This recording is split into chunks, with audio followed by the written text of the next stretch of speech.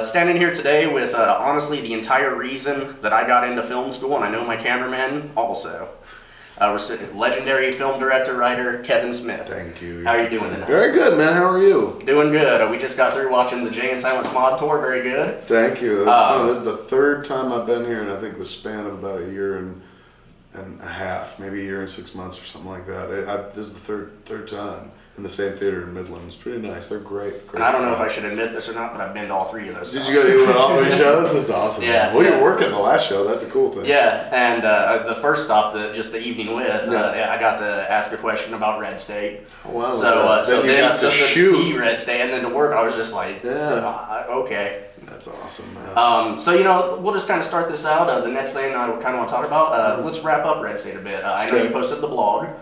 Tour very successful. Yeah, tour successful on the one level that counts for fucking anybody that wants to like shit in your mouth financially. Yes. That's where you can kind of be like, look, here's our math. So Yeah. stop fucking, leave us alone. Where the tour was really successful though was for just walking out there every night and doing a movie as a rock concert night after night. 15 times, man. Like we saw over 1,200 people each night.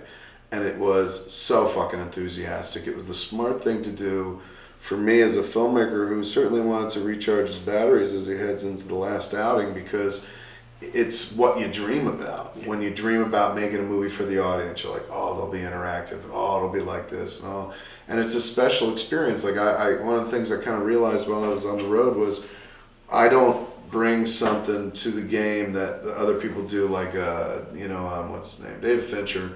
Very talented cat. He can kind of bring what he brings to his films, that meticulous eye. That kind of makes a Fincher movie a Fincher movie. Michael Bay, he's very, very good at making giant buses and robots beat the shit out of each other. And that's his talent. That's his magic. I don't have any of that. I don't have an innate skill or talent as a filmmaker. So what I bring to it, how I buttress the work, is just by always coming out afterwards, and talking, which is fun for me, and I love doing it with the audience, but it kind of puts you at a bit of a loss from most other filmmakers, because most other filmmakers make the work, put it out there, let it speak for themselves, and then you wind up being the only guy that's like, the movie ends, you quick run out, and you're like, oh my god, let me explain what happened. Bruce Willis and I got in a fight, and then they threw me off an airplane, and then this happened, and this happened. So I realized that I was just buttressing the work forever, and that is what I bring to the game. Yeah. Like anybody can make a movie, and my career kind of proves that. But what I could do that's different or special that nobody else could do is be me at the end of the movie. And so this tour was all about that. It was a kind of reaffirmation, not that I didn't remember or didn't know, but a reaffirmation that it's not enough to just make it, put it out there, and be like, they'll see it, let me know, and I'll know they'll see it based on box office figures. I'm a filmmaker. I make it for the audience, so I like watching it with the audience. So the thing I walked away with at the end of the Red State tour was, I don't know if I can let this movie go out there and play in a theater without me coming out right afterwards. And I used to feel kind of like, oh man, that's kind of not a positive thing, just more of a crutch. But now I'm just like, that is my thing. That's what I can bring to it. Like every night we'd be out there and you'd ask the crowd, how many people are here because of an ad they heard on smodcast.com? You get this amazing 85-90% kind of reaction, and you realize they're there, they believe in what you're doing, whether it's a movie, whether you're just sitting around talking to friends, whether you're just standing there talking by yourself. And in the case of Red State, it gave me that audience interaction with the movie in a way that I haven't had in a long time. And also there's a whole like, we can do this. It's very collaborative, that film. Particularly when like you're coming to see it in a theater like this, not the standard movie theater or something like that. The audience members always feel very collaborative. They've been following and tracking this film since I first started talking about 4 years ago.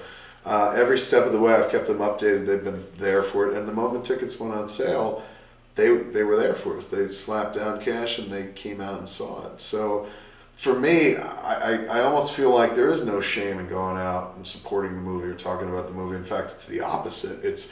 That's what I can do. Like that's what I bring to. That's the only thing that I can bring to the game of film that's different, is me.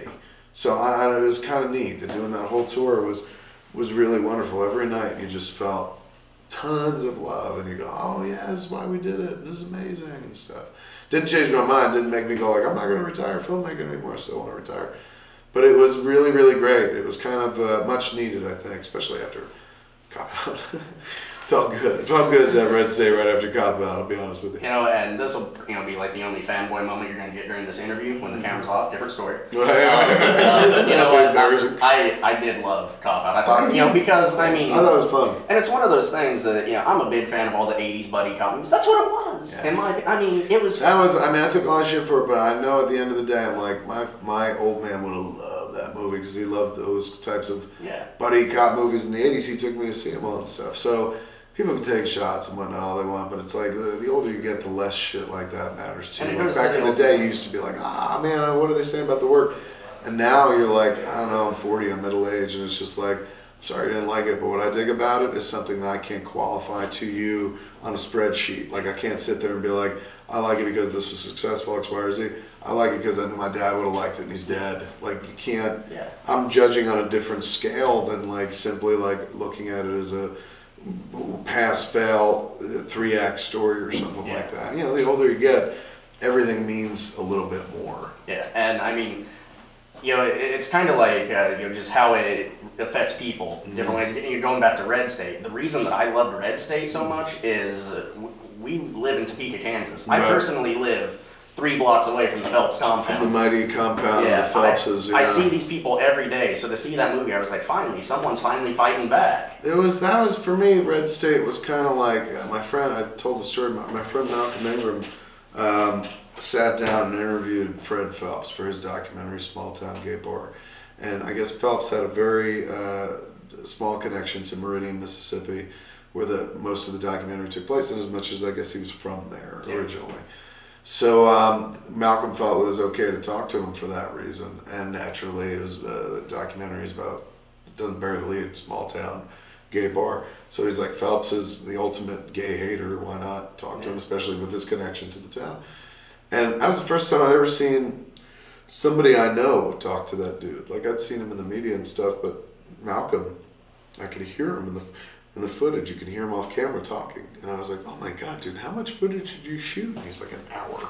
I said, let me see it. And he's okay. And he sent me the raw footage and I watched it. It was really, really scary, man, because the dude comes across like your grandfather or an older uncle or something like that. He didn't look like evil incarnate. He didn't look like fucking Voldemort or Darth Vader. When he opens his mouth, then it's all Hitler. Then it is Voldemort and Darth Vader and shit. And you're just like, and he's almost so cartoonishly evil in what he talks about and how offensive he is, that it's beyond. It's almost like Darth Vader and Voldemort fucked and had a butt baby, and that's what the Phelpses are. Like cartoonish, mustache twisting, Dudley Snidely Whiplash type fucking evil and shit. And it's funny because like they'll be the first to maintain that what they're doing is not evil. It's the opposite. It's the Lord's work. But I don't know, I read that Bible a few times. I don't see anything about making people feel shitty all the time. And usually it's the exact opposite by the time you get to the middle of the book. It's about Christianity and it's about helping a motherfucker out and stuff like that. These cats, they just stop midway through the book. You know, if you whip a little Jesus at them, like, well, fucking Deuteronomy says, and you're like, Deuteronomy was written when fucking people were like still wearing fig leaves, bitch. Like, they weren't using common sense. They still thought the earth was flat. Grow up, stop it. And I don't know, they're crazy. And that movie was a way to kind of, I don't know, take their teeth out a little bit. Like at the end of the day, you don't want to take away their freedom to fucking say what they say, because if you do that, then they could take away my freedom to say what I want to say. And I want to be free to say whatever I want. So you got to tolerate their freedom of speech if you want to be an American in this country, but you don't have to tolerate it 100%. You know what I'm saying? You got to tolerate their right to speak and say what they feel. You don't have to agree with it. You don't even have to listen. But I think it helps if every once in a while you get involved in the way you can. I don't have a weapon to stop them, nor would I want to use a weapon against them or a weapon to stop them, as I said, or take away their free speech. But you would like to make an impact somehow. Just let them know, like, this ain't cool, you ain't cool, and this fucking shit blows. And that's what Red State was for me. It's a way to satirize them and turn them into clowns, you know, and that's what that movie is. When you watch it with an audience, people go crazy. And it is to some degree like watching this weird nihilistic clown show. I don't know how else to describe it, but I felt like the only tool in my career I could possibly use is satire. You know, I said, let's take the Swift approach, if you will. let's satirize these fools and make them look like clowns and take their teeth out. Take the teeth out of the monster in a movie, you turn them into a sketch, and then they're just easier to swallow. You know what I'm saying? They're placed into perspective. So I don't know, if that for me was definitely a big part of Red State. And the other was just like, let's just make a cool movie. Let's make a movie that's not like a Kevin Smith movie. I wanted to try and make somebody else's movie to some degree. Like I wanted to make a Quentin Tarantino movie by way of the Coen brothers. And so, I married that to a movie that has, a bit of a social consciousness to some degree, but more importantly, it has an agenda, and its agenda is to kind of like remind you that these people are ridiculous, and we use them in the horror convention, even more so because it takes the teeth out, I think, a little bit more. You turn them into like these ridiculously over-the-top scary villains, and then, you see what happens to them throughout the movie, and that's kind of, it is what it is. I had some people on the road would talk about, like, there's a lot of deaths in the movie. It's a horror movie. Action thriller, some people have said. I still think it's a horror movie. But there are a lot of deaths, and a bunch of cats were like, hey man, don't you think that's creepy? Like that you're sitting there in the audience and all these people are cheering these people's deaths? Don't you think they're cheering the deaths of the Phelps? And no. That would be like assuming that when Darth Vader throws the Emperor off the penthouse of the new Death Star, that is somehow a statement of Fred Phelps. You know what I'm saying? It's like, this is just a movie at the end of the day. And I think the audience, if they're reacting to bad guys getting comeuppance, I mean, don't forget, as portrayed in the film, our bad guys kill people, innocent people. So I think as they start getting taken out, the audience naturally reacts the way they do at every fucking bad guy, good guy movie. It just feels weirder. Just look at the recent news. I mean, people partying in the streets. Yeah, I mean, it's not a fucking like unheard of reaction that when a villain dies, people go, yay. So, I don't know. To me, that felt less about them and more about just like evils being vanquished in that movie. But like, look, if it at the same time is a bit more informed because you're one of those people who, either whether you're at Topeka or anywhere else in the world, just like these fucking people with these signs, man. Oh my God, every time I turn on the TV or open a newspaper, I gotta contend with this. Maybe the movie is a bit of a like, somebody who described it, I think it was Scott Derrickson, the director, he sent me an email and he goes, he's going, I think you made a liberal death wish. And he's going, what am I supposed to do with that? And I think that's kind of funny. It is true. Yeah, you sit there going like, yeah. You're talking about seeing, when you turn on TV, you see the signs. They picket on my road. Do they really? Yeah. I will go out to my car to go to class, and I will see them standing there, and I fight the urge to run them over.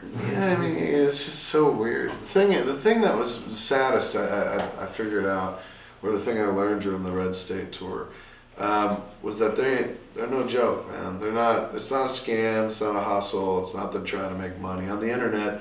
You'll have any number of people theorizing on what the Phelps really are, who they really are. And naturally, we're a very cynical nation, and we live in a very cynical age, and so people are just like, oh, it's just about money. Same about God, they're just doing this so they can sue people and make money or blah, blah, blah. And then you talk to, like last time we were here for the screening, and Josh and Libby were up front, and we asked them point blank, like, is it a hustle, man? Is it real? Like, what's the end game? And they're like, it's real. Yeah, they're like, their end game is, when the world ends, they want to go to heaven. They believe all this. This isn't like them trying to find a way to squeeze a nickel out of the government, or like, hey man, maybe we could be tax-free, as a religion of some sort. These cats they believe in what they're doing. That's the really that's what came out of the tour where I was like, you are shitting me. I always kind of hoped that maybe it was like performance art.